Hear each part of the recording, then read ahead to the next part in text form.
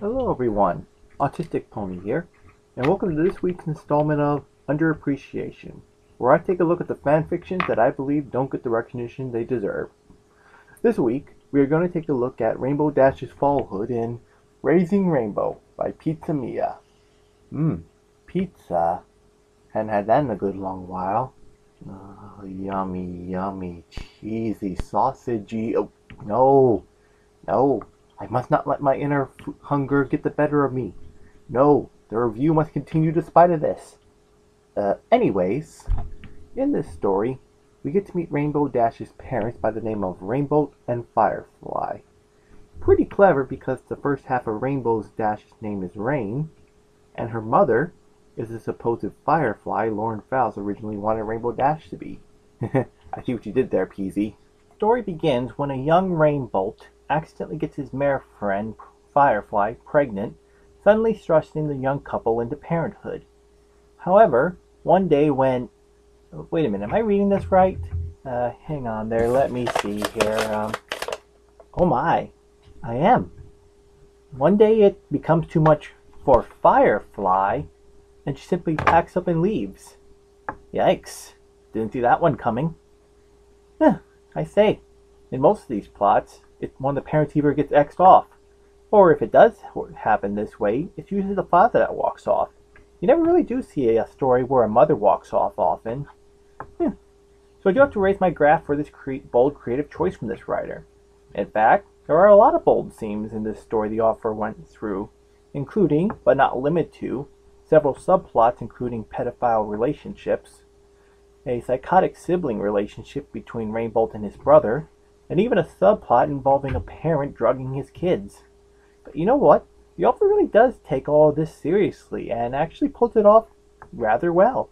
She never once made the subject matter comedic, but rather she also found a wonderful balance of how to treat this subject matter like an adult, without making the story necessarily dark as well, which is definitely not an easy thing to pull off. And while this is all well and good, let's stick to the main plot of the story, and that is Rainbow Dash's father being a single parent. In fact, this story is really more about him than it is about Rainbow Dash. Not that she doesn't get the spotlight here and there, as we see her become the young filly that will later turn into the element of loyalty. But again, this story is really more about the challenges of being a single parent, and dealing with losing the loss of your partner, whether it be through death or having somebody simply walk out of you. And really, this story really does an excellent job of portraying that, despite myself not being able to relate to Rainbow himself.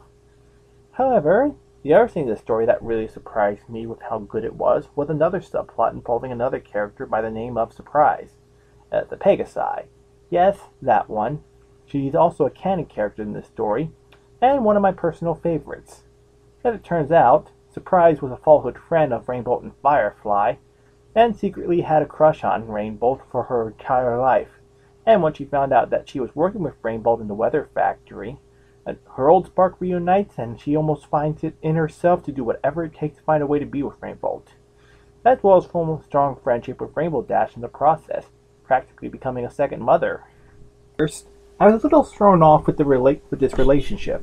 Since Surprise is nothing more than a flying Pinkie Pie, and such a large part of Rainbow Dash's childhood, then why would the present Rainbow Dash want nothing to do with the found Pinkie Pie at first in the show? However, as the story went on, I began to care less and less about that little detail, and became more invested in this Surprise and her struggles being in love with a cold as, she puts it, would never fall in love with her. Again, like most of the subplots, it doesn't come off as wrong as creepy, but rather as moving and tragic. Yet, what I love here is that there's no way to know for sure if Surprise is ever going to get together with Rainbow like you see in many other stories. It's completely possible that this story could end with her and Rainbow never getting together. Yet, in several blogs PC has posted, as well as a few personal PMs from her, she said that the reason she didn't want to officially get them together was because she didn't want to ruin the main conflict of Rainbow being a single parent. So again, I have to tip my hat off to this writer for making such bold moves. And I think that's really the best way to sum up this story. Bold. It takes chances, and it tells a good story out of it. There was this one chapter in particular that really got to me, where Rainbow had to punish Rainbow by spanking her. And I remember beforehand PC posting a blog about it, and being nervous about the kind of retaliation it might have gotten.